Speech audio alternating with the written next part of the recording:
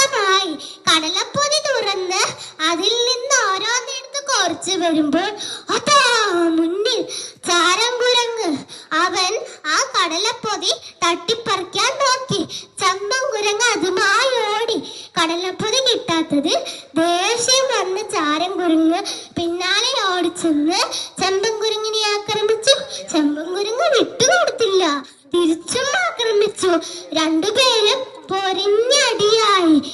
അവർ തമ്മിൽ അടികൂടുന്നത് കാണാൻ കാട്ടിലെ ചെറുമൃഗങ്ങളെല്ലാം ഒത്തുകൂടി. ഇത് കണ്ടുനിന്ന വെള്ളാരമുയലിന് സങ്കടം വന്നു. അവൻ വേഗം സിംഹരാജാവിന്റെ പോലീസായ കരടിയുടെ അടുത്തേക്ക് ഓടി. എന്താ വെള്ളാര, നീ വല്ലാതെ കിതയ്ക്കുന്നുണ്ടല്ലോ, എന്തു പറ്റി, എന്താ പ്രശ്നം? കരടി ചോദിച്ചു.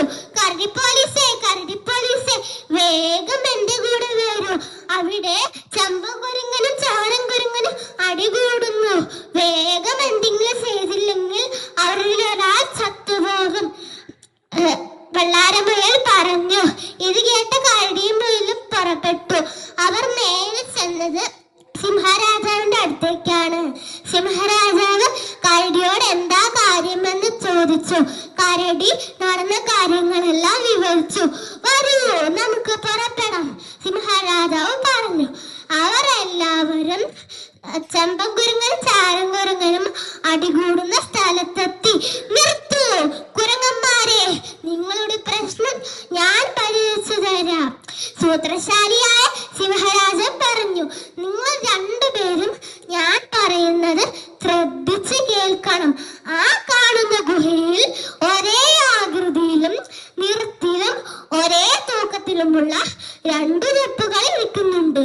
ഒന്നിൽ പച്ചമുന്തിരിയും മറ്റൊന്നിൽ കറുത്ത മുന്തിരിയും ഉണ്ട്. കറുത്ത മുന്തിരി ചെപ്പ് കൊണ്ടുവരുന്നവരെ കുറ്റവാളിയായി കണക്കാക്കി ശിക്ഷിക്കും. പച്ചമുന്തിരി ചെപ്പ് കൊണ്ടുവരുന്നവന് നിരപരാധിയായി വെറുതെ വിടുകയും ആ രണ്ട് ചെപ്പുകളിലെ മുന്തിരി സമ്മാനമായി നൽകുകയും ചെയ്യും.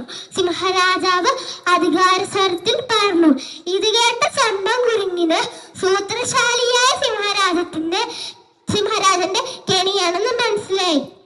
ചാരംകുരങ്ങാകട്ടെ കേട്ട പാതി കേൾക്കാത്ത പാതി ഗുഹയിലേക്ക് ഓടിച്ചെന്ന് കൊടുത്തു.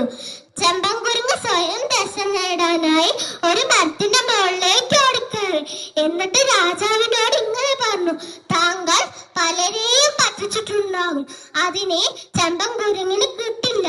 കുറച്ചു കഴിഞ്ഞപ്പോൾ ഗുഹയിൽ നിന്ന് ഒരു വെല്ലുവിളി കേട്ടു. ചാരംകുരങ്ങിനെ സിംഹരാജാവ് പിടിച്ചപ്പോഴുള്ള നിലവിളിയായിരുന്നു അത്. കഥ കേട്ടില്ലേ കൂട്ടുകാരെ? കഥയിൽ നിന്ന് നിങ്ങൾക്ക് എന്താ മനസ്സിലായത്? അത്യാഗ്രഹം ആപത്താണ്. നന്ദി.